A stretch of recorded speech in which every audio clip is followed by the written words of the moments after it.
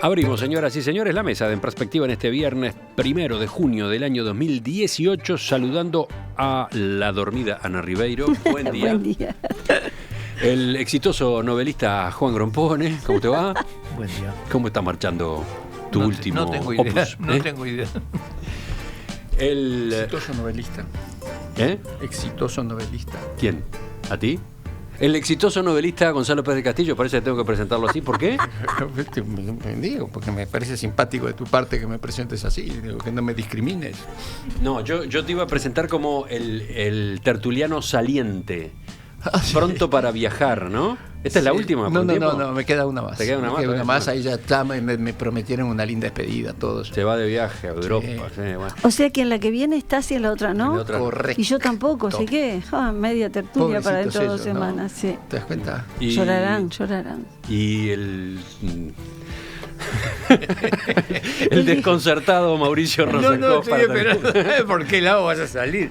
Pero además me quedo tranquilo porque me dejaste para el final y le rompemos otro complejo sí. a Gonzalo, que se adelantó para decir lo ¿Viste? suyo para no quedar. Sí. Porque no creen aquello que los últimos serán los primeros. No, Son tiene un años. complejo tremendo últimamente. Venimos al primero de nuestros temas. Vamos a charlar a propósito de inseguridad. Vamos a hablar de arrestos ciudadanos, por ejemplo.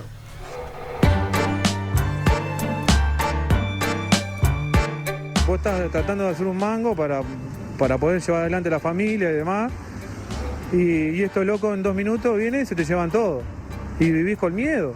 Estaba el servicio de PADOC hace como 1 año y medio. Estaba bastante tranquila la zona. La sacaron, no sé por qué. Enseguida que la policía lo agarró, vino el padre. Dijo, es mi hijo. Me dice, disculpame, pero la verdad es la gente con la que se junta.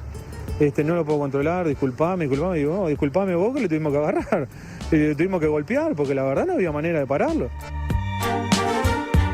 Estamos escuchando el testimonio que dio esta semana, hablando con Telemundo, un comerciante que decidió enfrentar al delincuente que estaba asaltando su local en Punta de Manga y entregárselo a la policía. Era en realidad el hijo de un cliente habitual del comercio, por eso después se terminaron encontrando con el padre, que apareció, pidió disculpas, y ellos a su vez, los que lo habían capturado, le pidieron disculpas por los golpes que le habían dado a ese joven armado que había entrado en el local. Una maniobra riesgosa, pero no la única de ese tipo en los últimos meses. Según declararon al diario El Observador, fiscales de flagrancia, o sea, encargados de atender aquellos delitos en el momento en que ocurren, los arrestos ciudadanos en la segunda semana de mayo fueron el 10% del total de los casos en el sur de Montevideo. Esa tendencia, según advierten los expertos, denota un sentimiento de desprotección y puede derivar en conductas más agresivas todavía. Ana, ¿tú querías empezar con este tema? Sí, Juan porque tenía una variante de este tema, pero empezamos contigo. hay varias variantes de este tema, ¿no? Y muchos de ellos, por supuesto, atraviesan el panorama político, del cual a mí personalmente me gustaría tratar de sacarlo para verlo en su abstracción, que me parece que es la forma en que se presenta con mayor complejidad y que a su vez nos compromete a todos a una mayor claridad respecto al tema, ¿no? Quitar la nebulosa de a quién perjudica y a quién sirve estas cosas tan terribles que nos están pasando. ¿Por qué me pareció que era un tema posible? Porque por las redes circulan todo tipo de cosas.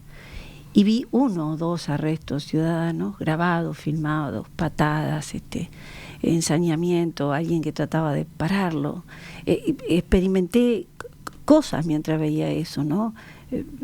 Pena, capacidad para comprender lo que estaban experimentando los que estaban allí, pero también pena por quien estaba tirado en el suelo y lo pateaban. Digo, pero qué cosa tan horrible, sacan lo peor de nosotros para afuera, y qué fenómeno es ¿no? Entonces, me gustaba la idea de poder compartirlo y reflexionar sobre eso, porque creo que si en algo los seres humanos se diferencian de los animales, es precisamente en esa capacidad para hacer cosas en conjunto, con respuestas y capacidades de almacenamiento de las respuestas y transmisión del aprendizaje. No veo la humanidad como otra ventaja que no sea esa, y la superioridad del hombre es esa. Y aquí esas experiencias las estamos perdiendo. Hay algo que pasó por lo cual perdemos la confianza que es típica del vivir en grupo y estamos perdiendo la confianza en el Estado, ¿no? Por lo menos temporalmente. Y eso me parece tan grave y que implica tantas cosas, implica el sistema jurídico, implica y desafía el sistema educativo, implica algo más que el Estado, me parece, cosas que lo integran y lo atraviesan, pero que también lo exceden, ¿no? Y al concepto de ciudadanía. No habíamos tenido nunca antes una necesidad de tener una ciudadanía proactiva en estas cosas. La teníamos proactiva en el voto, proactiva en la opinión pública, pero ¿y en esto qué es? ¿Los demás Entonces, tienen esta misma inquietud? ¿Cómo están viendo esta modalidad en particular? Bueno, remitiéndome fundamentalmente a la voz que salió al aire. Yo creo que algo de esto conversamos en muchas oportunidades y recuerdo un hecho que se dio en Salto, un muchacho de 16 años que pasó por una casa y tiró un combustible, se prendió fuego y un bebito que había ahí murió y se quemó la madre y yo qué sé qué, y entonces hubo una resolución de la juez porque el delito era muy grave y pasó a la custodia de sus padres. Entonces yo me pregunto si ese padre que viene a salvar a su hijo, que entró con una pistola y pudo haber matado al Padre, al Hijo y al Espíritu Santo, si no tiene responsabilidad, viene a pedir disculpas o viene a entregarse. Porque el padre lo que argumentó fue: no puedo con mi hijo, tiene malas juntas, anda mal rodeado y termina metido en estas, ¿no? Mira, el verso de las malas juntas, no por el caso en particular, sino malas juntas, se junta con otro, el muchacho es un poema. O inclusive cuando las madres le dan el micrófono cuando van al juzgado, violó a una niña, la mató, no, mi hijo es inocente, yo qué sé, otra cosa no va a decir.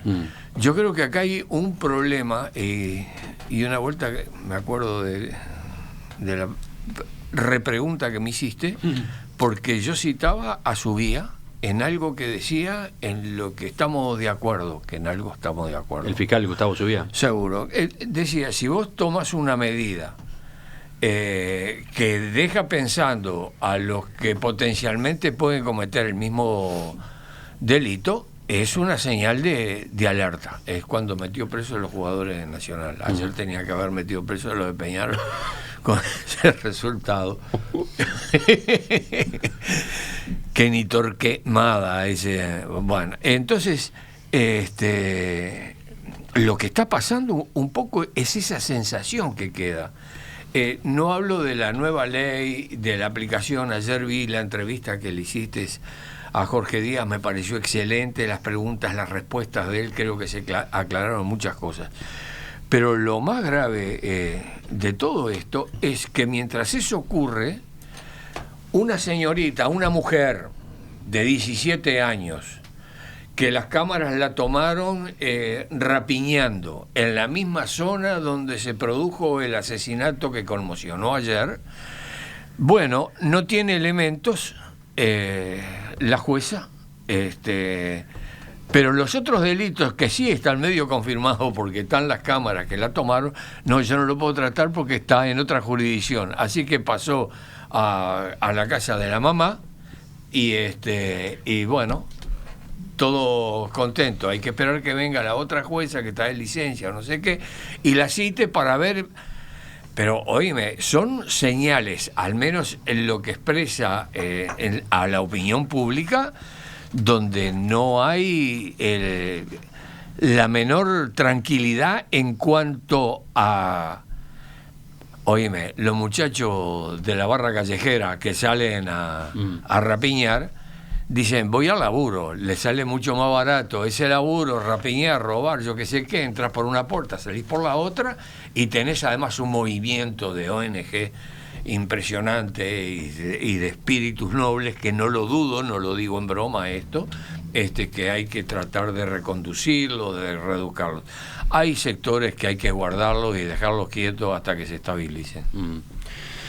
Sí, está viendo reacciones y está viendo actitudes inquietantes, ¿no? Sí. Salimos del arresto ciudadano, partimos hablando de eso, Ana hacía sus consideraciones, pero hay otras. Bueno, Mauricio mencionaba otras posibilidades y leo acá algunas de las declaraciones que hicieron vecinos de esa zona de Neptunia, Salinas, Pinamar, cuando armaron el primer piquete ese en la Interbalnearia anteayer. Decían cosas como esta.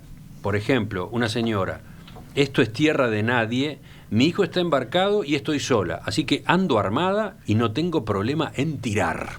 La señora. ¿No? Eso dijo una señora. Después, un vecino: frente a mi casa se agarraron a tiros los de la boca de drogas del barrio con otros narcos, así que saqué la recortada, tiré y no quedó nadie. Llamé al 911 y nunca llegaron. Juan. Bien. Yo creo que acá se juntan diferentes problemas debido a la incapacidad del gobierno en resolver la seguridad, ¿no? Por ejemplo, para mencionar 4 nada más. Háblale al micrófono. La tendencia nefasta a reclamar la participación del ejército. Esa es una de las consecuencias. La tendencia a armarse y hacer justicia por mano propia y por lo tanto también al arresto ciudadano. La creencia en que escribiendo un papel, es decir, la Constitución o la ley, se arregla todo. La insistencia en que cambien al ministro, que cambiando al ministro Bonomi se arregla todo. Es decir, creo que esas son consecuencias, son subproductos del hecho de que, en definitiva, el gobierno llegó a su nivel de incompetencia en 2 problemas: la seguridad y la educación. Y sin embargo, fue muy bueno en economía, ¿no? Es decir, que ese es un poco el resumen de lo que ha pasado con este gobierno. Creo que está ahí la cosa, ¿no? Gonzalo. Sí, yo puedo estar de acuerdo con eso. Solo que esto no viene de este gobierno solo, esto viene de mucho más lejos. Viene creciendo. Sí. Bueno, este gobierno evidentemente no ha sabido resolver el tema, pero desde la vuelta a la democracia venimos de mal en peor. Yo recuerdo que comparaba hace 25 años el Uruguay con otros países en los que yo vivía y le decía a mis compatriotas: ustedes no se imaginan lo que es vivir en un país donde podés caminar y tus hijos pueden jugar en la calle. Es invalorable, esto hay que cuidarlo y no me hacía mucho caso. Hoy día sí me hacen caso, porque la verdad es que cómo se vive en otros lugares de América Latina, se vive hoy día en el Uruguay, la gente atemorizada. Lo que ha pasado, Juan, para mí es simplemente que el Estado es una organización que tiene una característica, que es que tiene el monopolio de los medios de coerción. Y ese es el principio de autoridad que tiene, y eso no puede ser discutido. Y en el Uruguay, como en otros países, se ha perdido. Se ha perdido. La gente ya dice, bueno, como decía el ruso, ¿qué me conviene más? ¿Estudiar, trabajar para ganar un sueldo? ¿O juntarme acá con estos muchachos, que es mucho más entretenido, y ver cómo me puedo ganar la vida? Y si no hay...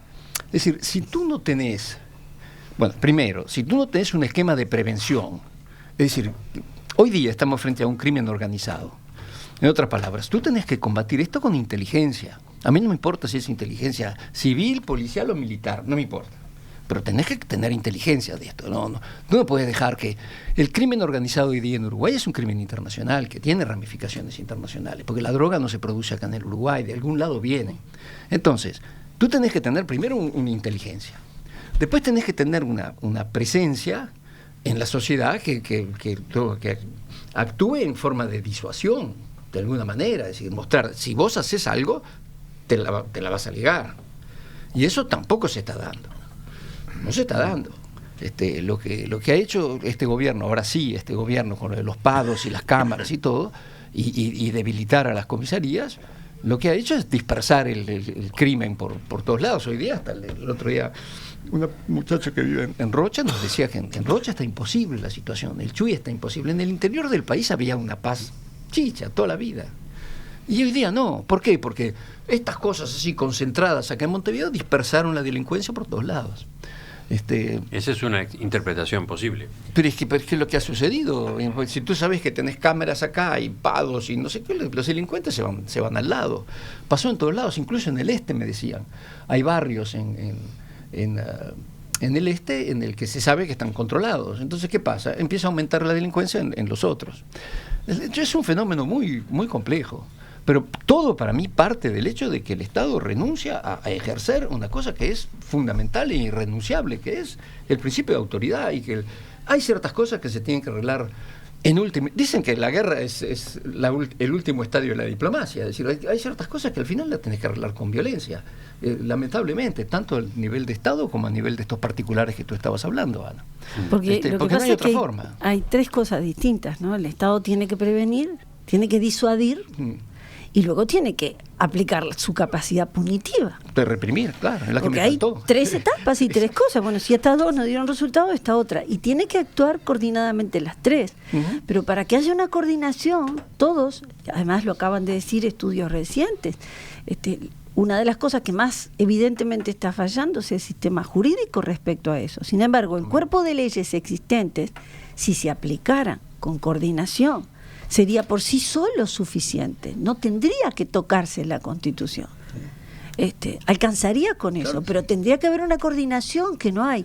Yo creo que hay problemas múltiples. Hay una falla educativa grande, de largo tiempo, que excede a este gobierno, que tiene sus raíces mucho más atrás, pero que indudablemente ahora se disparó. Hay una ruptura de las estructuras familiares que hay que revisarla, que ha cambiado la sociedad. Los padres ya no son tan presentes como antes, ya no tienen tanta autoridad sobre sus hijos, es una de esas cosas que ha quedado en evidencia, ni tienen capacidad formativa. Los jóvenes pueden optar por múltiples modelos, no solamente por el modelo familiar, y esos modelos que están a la carta y en oferta, a veces son el del narcotraficante del barrio porque se ve exitoso. Entonces, eso es una de las cosas que hay que corregir. La educación es fundamental y ahí tenemos una falla grande. Ahora, si corregimos educación, tendremos una enmienda a esta situación actual dentro de 20 o 30 años. Mientras tanto, ¿qué hacemos con la gente que está muriendo hoy y que está reclamando orden hoy? Yo creo que es un cóctel de cosas que tenemos como problema y es un cóctel de cosas el que hay que dar como respuesta. ¿Pero de qué estamos conversando hoy? ¿Estamos conversando de las causas del problema o de cómo comportarse? Porque yo pedí hablar de una de las facetas del problema, que es como la punta de un iceberg. Bueno, están apareciendo casos de arrestos ciudadanos en que muy fácilmente se va a perder la compostura y vamos a llegar a aplaudir los linchamientos. ¿Cuál es la diferencia entre el arresto ciudadano y el linchamiento? Yo no quiero ver linchar a nadie. Allí, porque si no podemos estar toda la mañana, ¿no? Examinando o buceando en busca de causas y de responsables. Detengámonos en esa modalidad. Hay oyentes, por ejemplo, que están alarmados, ¿no? Porque dice, he visto videos de sometimiento vengativo contra ladrones agarrados por vecinos, me inquieta mucho, siento lo mismo que Ana. Dice, por ejemplo, este mensaje. Esa es una de las manifestaciones del asunto, ¿no? ¿A qué se puede llegar cuando los vecinos logran agarrar a un delincuente a la espera de que llegue la policía? ¿Qué puede pasar mientras tanto? Pero la otra lectura es qué pasa antes. Quiero decir, ¿es fácil agarrar, es fácil arrestar al delincuente? No, ¿O en el intento por arrestarlo también puede pasar cualquier cosa, no? Pero claro que no es fácil. Es una cosa que requiere mucho coraje, además de una serie de cosas que hagan posible la circunstancia, porque muchos de los que han intentado enfrentar o resistirse han terminado muertos por 100 pesos, por una cartera vacía, por una cartera con un pase de boleto, ¿no? Sí, el caso de la mujer que murió en el balneario antes de ayer. Bueno, o el caso del delivery en este local de la cadena Quinco, ¿no? Mira, esto ya se estaba yendo esto el es la rapiñero, lucha. él trata de contenerlo, sale medio en defensa de una cajera y así terminan muerto él, ¿no? Esto es la lucha entre el proyectil y la coraza, es decir, el proyectil penetra más, la coraza se refuerza. Vamos a terminar reglamentando el arresto ciudadano. Sí. Es increíble esta discusión en ese sentido. Es una, no. es una reacción natural y yo te diría que saludable. Si hay un exceso, por supuesto, digamos, en las culturas andinas y en las viejas guatemaltecas hay linchamiento, digamos, pero forma parte del estatus de convivencia. En una comunidad indígena no puede haber alguien que robe al otro. Entonces se reían de la conquista española porque eran los que en su casa la trancaban y ponían candado. La conquista trajo los candados, vivían con las puertas abiertas. Eso es lo que cuentan los libros que quedan de ellos. Y aquí estamos en una situación bastante complicada y ninguna medida puede resolver esto demagógicamente para el mes que viene. Digamos, es una situación espantosa, donde se mezclan cosas, porque vos mirás el resultado de algunos juicios. Hay un hombre que violó 2 chiquilinas en Salto. Tuvieron una negociación ahí en el nuevo sistema y en vez de mandarlo para el CONCAR, le dan arresto domiciliario porque pusieron una casa que está a 1 cuadra de la comisaría. Pero estamos viviendo en tiempos donde el caudillo de la zona en medio de alzamiento dictaba las leyes. Es decir, todavía no se notan medidas punitivas que desalienten a los que con toda comodidad y naturalidad se suben de a 2 en una moto y van a pispear y a ver si hacen la zafra ese día, y cualquier mina que ande o cualquier señora con una cartera el hombre se la arrebatan, si se resiste la arrastran o le encajan una puñalada. No hay en este momento medidas que vos digas, bueno, a no lo mandan a la custodia de sus padres. Los excesos, las derivaciones. Mirá lo que nos pasa en este momento un oyente, información de hoy en la prensa del departamento de Salto. El artículo dice, increíblemente en las redes sociales hay salteños que están convocando a los ciudadanos aficionados a la caza, a que formen escuadrones de la muerte armados con armas largas para salir a cazar a los delincuentes. Por Dios. No podemos seguir esperando de un gobierno que les sirve que todos estos ladrones y asesinos los voten en las elecciones, dice parte de la invitación que circula en WhatsApp. La consigna concluye señalando, el que quiera armar grupos para salir de noche a cazarlos, que escriba acá, y aporta justamente un número de WhatsApp. Se pregunta el artículo si es una broma o no, pero si es una broma es de muy mal gusto y aparece la reproducción correspondiente de ese mensaje que está circulando. No, tiene antecedentes históricos. Eso lo hizo el comisario Fleury en Brasil, que creó un aparato paramilitar, un escuadrón de la muerte, y terminaba ametrallando a los niños que se amontonaban en las puertas de las tiendas, dormían por ahí, y los ametrallaban. Digamos, que dio curso acá, que vino acá y dio curso. Lo que pasa es que cuando se quiebra la confianza del colectivo en el aparato estatal y en sus instituciones, esa ausencia de liderazgo da paso a nuevos caudillos o líderes que lo que suelen hacer es apelar a la fuerza bruta, porque no hay ni institucionalidad, ni racionalidad, ni un pacto colectivo. Hay simplemente un pacto en torno a quien tiene la capacidad y la fuerza para nuclear a su alrededor. Es espantoso, verdaderamente espantoso. Que nos esté pasando eso es gravísimo. Yo quiero hablar de uno de los culpables del Estado, más importante, que es el Poder Judicial. Pero no tanto el Poder Judicial como tal, sino el sistema judicial que tenemos. Es decir, yo más de una vez he hablado sobre el sistema judicial anglosajón y mi preferencia frente al absurdo sistema latino. Y yo quiero poner un ejemplo. Mi ejemplo es el siguiente. El famoso allanamiento nocturno. No se puede allanar una casa que vende pasta de base porque hay un artículo de la Constitución que dice el hogar es un sagrado inviolable, etcétera, etcétera. Entonces, ¿qué hace un juez uruguayo? Se aplica al pie de la letra. Esto es un hogar, entonces es inviolable, entonces tal cosa no podemos allanar. ¿Qué haría un juez anglosajón? Dice, esto es una vivienda donde vive gente y además es un comercio. Entonces vamos a allanar el comercio. Eso es lo que haría un juez anglosajón. Es decir, porque es el mismo caso que una panadería en que hay un sereno que duerme en la panadería. ¿No se puede allanar la panadería de noche porque es la vivienda del cuidador? ¿O es una panadería y es un comercio, entonces no tiene esa protección? Sí, yo creo que en definitiva hay un problema en la concepción absurda y al pie de la letra de la que las cosas no se interpretan como corresponden. Y yo diría, ahí eso no es una vivienda. es una venta de pasta base donde vive gente, pero nada más. Entonces la vamos a allanar y chau. Sí, Juan, pero hay que sumarle algunas otras cosas, porque hay lugares, hay barrios de Montevideo que ya sabemos que la policía no entra no solo de noche, no entra de día. Por lo tanto, ahí lo que tenés es un desajuste de fuerzas, por más que el ministro diga que la policía tiene más fuerza que los delincuentes.